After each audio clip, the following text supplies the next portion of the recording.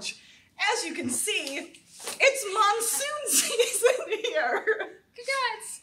We hope that you're enjoying your summer so far, and we hope that you enjoyed this special fan favorite rerun episode. See you soon. Hodgepodge, it's a show. It's a lot of things that sort of go together. Hodgepodge, we think it's funny. We hope you do too. But if you don't, we're gonna do it anyway. Hodgepodge, it's a show. It's a lot of things that sort of go together. Hodgepodge, now you know what happens when we can't get together. Hodgepodge. Hello, everyone! Good morning! I'm so sorry. Claire was dancing with a skeleton off screen right before the show started, which is why I'm having trouble focusing now. This is totally acceptable. So, hello, my friends, and welcome to Hodgepodge. My name, of course, is Miss Monica. I'm a librarian at the East Grand Rapids branch of Kent District Library, and my partner in crime here is Miss Clare. She is a librarian at the Kelloggsville branch. And this is Hodgepodge, a library teen variety show filled with book talks and gaming updates and special guest appearances and other such things. Welcome. Yeah, it is Hodgepodge. It's a show. We have some interesting things on the plate today, for sure. Well, happy Thursday, Claire. Yes. When? It's almost Friday. It is almost Friday. I am so tired today. I am blaming the polar vortex. I just want to hibernate. But it's not happening today. Instead, we're going to do some adventures. Let's start it off. Hey, good afternoon. As always, we are going to start with our debate. And just to remind you of the rules, you're going to get 30 seconds. And when you see the time's up banner, please be respectful for your opponents and do not go over the time. And we're going to start with Ms. Clare today. And here comes the debate, which I want to add to our viewers that you did not see this ahead of time. And that is going to be cats or dogs. I go cats. I'll go first. Okay. All right. Cats are way superior than dogs. They're basically the best roommate in existence. They come to you for food, maybe sometimes. They just most of the time run off, stare at you from a different place. They don't destroy things as much as dogs do. They don't poop outside where you have to go and pick it up with trash bags. They poop in their litter box. You dump it, you clean it. Easiest roommate alive. They don't need attention constantly. They just sit there, they cuddle with you. They sometimes want to murder you, but they will never actually be able to. And that's what makes them the most hilarious roommate of all time. No. Okay. Counterpoint. Dogs. This is my dog. Her name is Pippi. She is the best dog in the whole wide world. She knows how to do lots of tricks. She knows how to jump on things on command and do agility. And she's very sweet. And she goes for walks and she eats absolutely everything. And she keeps me company while I'm baking. And she's sweet and precious and cuddly and adorable and so. Time's up. Time is up. Thank you, Ms. Monica. Thank you, Ms. Clare. And I want to ask our audience at home, what do you think? Dogs or cats? What's best? Email us at hodgepodge@kdl.org. I mean, I feel pretty confident about that one. Dogs are so much work. They're so much work. Yeah, they are. They love you, even though they're not that much work. We're competing to this day, but this debate is over. It's for you guys to decide. So now, I think it's time for some variants very, very important information about a gaming update in the realm with Miss Bethany and Miss Hannah, because what else are we supposed to do this weekend when it's cold outside and you don't want to go outside? Actual important information. This isn't just us like making things up. No, this will be good. Okay, I'm ready. Tell me about it. Alrighty. Hi everyone, my name is Hannah. And I'm Bethany. Hello. And we are here to talk about a couple games that are worth the hype. And I'm going to bring up a cool video game that I'm really excited about. And it is Ratchet and Clank Rift Apart. So it's part of the Ratchet and Clank series, which if you haven't seen it before, the main character is a Lombax. And you get these super cool guns that you can upgrade. And it's in this cool spacey universe. And you get to just blow stuff up. And it's really fun and humorous. So this will be a PS5 only release. And what's really exciting about this one is it doesn't have a movie attached to it. That's one. Hooray! So it wasn't rushed. And there's another Lombax character you can play too. Like this is everyone's favorite, Ratchet. And then here's Clank, his adorable robot friend. And then here is the new Lombax character. Ooh. They haven't said much about this one, but it's very exciting. That is cool. The rumor mill is that, could this possibly be Ratchet's replacement? Ooh, I don't know. We'll see. But it's going to be really cool. It's going to have unique Joy-Con controller dynamics. And if you just love Ratchet and Clank games in the past, and you played the ones from the PS2 and the PS3, you'll probably enjoy this one as well. And that's the one I have to share. What do you have to share with us today, Bethany? Well, for my birthday, I received this game that I played a couple of times a few years ago. It's called Stroop. And it's really fun. It sort of plays with the way that your brain thinks. So the idea is if you read a word that is the name of a color, and it's in a different color than the actual name of the word, it makes your brain go like it's going to go on fire, right? Yeah. So this game plays with a whole bunch of those effects. So for instance, in round 1 of the game, the stack in the middle must describe the card that you play. So for instance, if the stack in the middle says red, and I have this card in my hand that says 3, I can play this card on the red. But that would also work the other way around, because if I had this card that said red in my hand, and this card that says 3 is out there, red is a 3-letter word, so I could play red on 3. Ouch. Yes. So this game can be very confusing, and it can be really, really difficult, and it can be a lot of fun with a lot of yelling back and forth and trying to make sure that you know that you're playing the right thing, and then realizing you're playing the wrong thing because the card says black and your card in your hand says black, but the card in your hand is not in black letters, it's in red letters, so you can't play it. I feel like this would be a wonderful party game. It is. It's good for like 4 or 5 players, so not like a big party, but a small party game. Really fun for that. Well, cool. I look forward to it. I'm sure it will make my brain hurt. It does look fun. Absolutely. All right. Thanks for joining us for Games Worth the Hype, everybody, and we'll go back to you, Monica Clare. Bye. Bye. How bad would you be at Stroop? Or would you be like, God tier amazing? No, this was not a brain that was created for not just reading the words that are on a card and rather drawing comparisons. No. Well, at first glance, I was like, I would love this. Let's go. But then when she was explaining it, I was like, what is happening? I don't understand. Yeah, I did tearing the cards in half in a rage, and I accept that about myself, right? Good. I didn't realize Ratchet and Clank was still a thing. I played that in like 2002.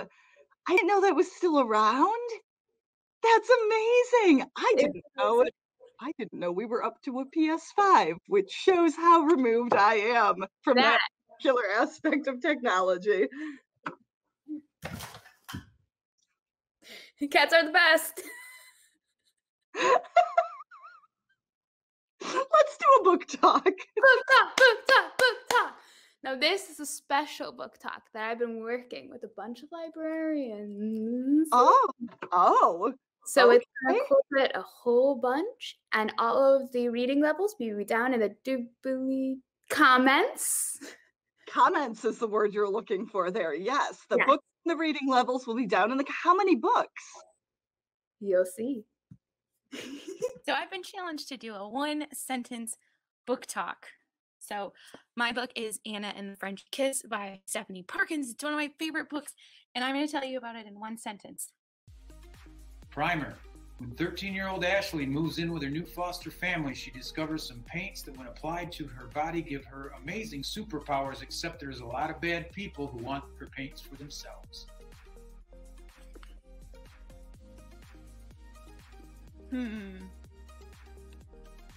I want a saber-toothed tiger friend like Atlatl does in Clan by Sigmund Brouwer, but I don't really want to live in the Ice Age and constantly have to fight for my own survival. Wouldn't end well. Sci-fi or fantasy? It can be hard to choose. Prince in the sky, surrounded by tech. Living goddess looking up for answers. Their fate is sealed by the other side of the sky.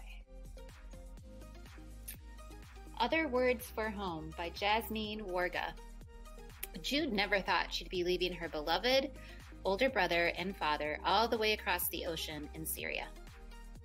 Anna meets a boy in Paris. Cats, dungeons, skeletons, robots, and falling into video games. What could be more exciting than that? We'll find out in Glitch by Sarah Grayley. Aster and the Accidental Magic by Tom Pico. Aster moves to the middle of nowhere, which should be totally boring. But then she encounters a strange old woman with her herd of woolly dogs, a trickster spirit, and 3 wishes which go horribly wrong. They fall in love, but there's drama because he has a girlfriend and they're not supposed to fall in love. Will they make it? So what would you do if the local witch stole your dog? And This Is My America by Kim Johnson. 2 mysteries converge as Tracy tries to help both her father, an innocent man on death row, and her brother, recently accused of murder. Will they break up? My friends, I must recommend that you read Dracula, not that fluffy Twilight stuff, but the original classic, Dracula from 1897. You should read it. Will they never get together? Read the book.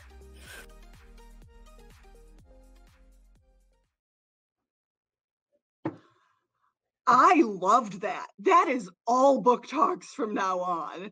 Yes. That was so easy for my brain to pay attention to. Yes. Okay, although librarian coworkers, some of those, I don't know if that counted as one sentence. Some with 5 or 7. 5 or 7, or like, and I'm a really big fan of a run-on sentence with some commas and M dashes, right? So I'm okay with this, but I see what you're doing. I see what's happening here. That was great. So yeah, check the comments for the full list of titles and age recommendations from Kirkus. Wow. Good work, Claire. That was amazing. I will say, Miss Joanna's book talk on Snapdragon made me read Snapdragon, and it's amazing. So make sure you read these books. I told you. Miss Katie told you. I know. You like skeletons? It's full of I know. Blinking art. But there was a witch and they stole the dog. It's fine. We're moving on to the next thing. I don't have to reason myself to you. Claire doesn't want to mention how many skeletons are in her home. All right, I've lost the schedule. I got distracted by... We have our special guest! A special guest! Thanks, moderator. A special guest appearance! Who could it be? I don't remember, although I knew before the show was ready to go.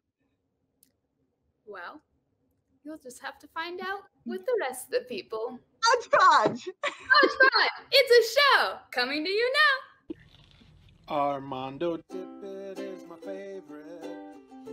He's my favorite. Armando Tippett is my favorite Hogwarts headmaster. Besides Dumbledore. Why, hello, friends. It's me in Beyond the Frame, your second favorite. former Hogwarts headmaster, Armando Dippet. Everyone knows Dumbledore's number one, but beyond the number one, of course, it's Armando Dippet. Now, I'm here doing a reaction video in order to boost my rankings. Not really a boost, but just keep them as I hear Severus Snape slowly working up the ranks. Now, I'm going to be reacting to things that are in a librarian's office. 2 of them, for that matter. And I know what they are, even though it's the Muggle way. For I am a Ravenclaw. Now, let's get started. The first thing up is a bobblehead, apparently called a Funko Pop. Now, why would a librarian have this in their office? And the answer is very obvious. They need something that always says yes to them. Very clear, very unique. It also seems to be for those who have never grown up. Not something I would have had in my office. And then our other thing we're reacting to today is this. This is what's called a cardboard cutout. Often they're with movie stars and different things. And this is a cardboard cutout of Edward Cullen from the Twilight series. Now, some of you might be wondering, why would a librarian have a cardboard cutout of Edward Cullen? And Armando Dippet knows. Armando Dippet knows. It is for practicing the perfect shh face without saying shh. So if someone's talking too loud, you simply make this face.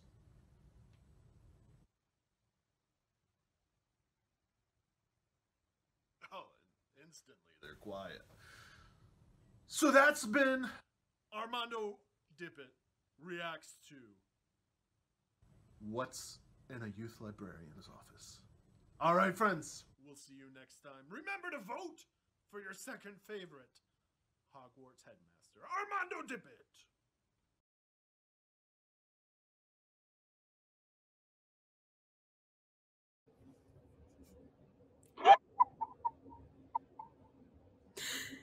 Special guest. Why?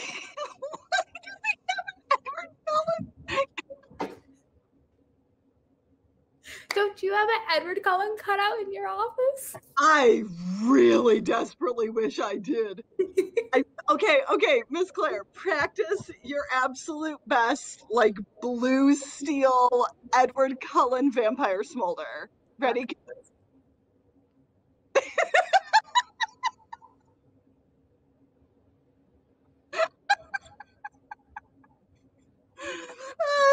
Yep, it's intimidating.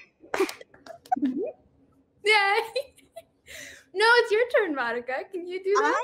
I don't have like that particular look in my repertoire, if you can believe it.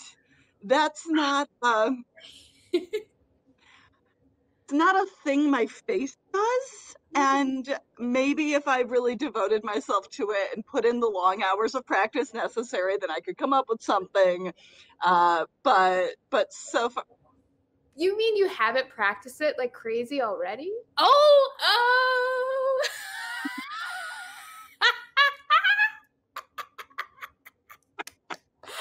I was like, oh no, your camera's freezing in weird positions. Oh no! I really wish my office had more twinkly, sparkly vampire cardboard cutouts. I think everyone can say they do. And like scary robot Renesmee dolls that they decided not to use because the Uncanny Valley was brutal. Okay. Well, thanks, mystery guest star Armando Dippet, for that journey that we took together. Hey, Claire. Yes. You know how we're in a polar vortex? We should probably check in on the weather. Good point. All right. So, we got weather, and it's coming to you now. Cold. Back to you, Monica Clare.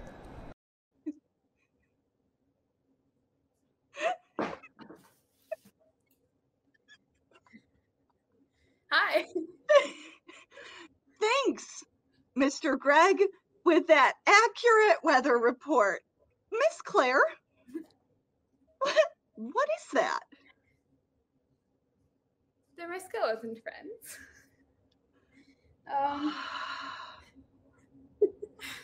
I have quite a few.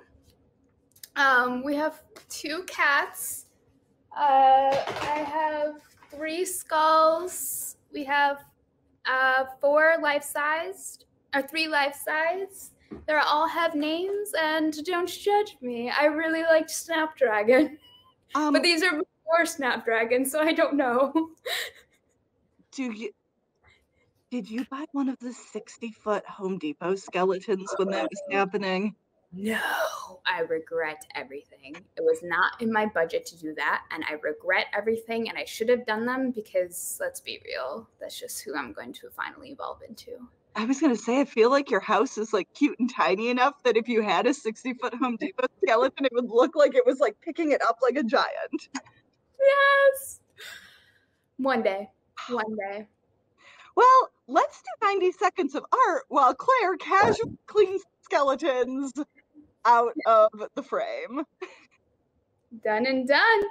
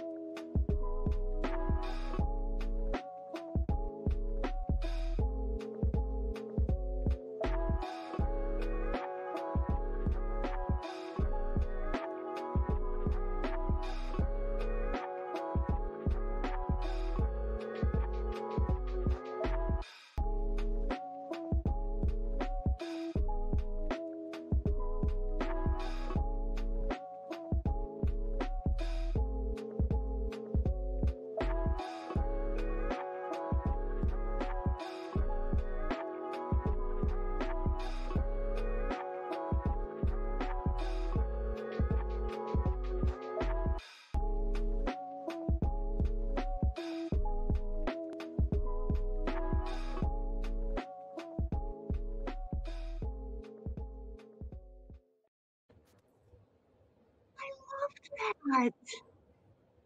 Was that with Rachel? Yes, from East Grand Rapids.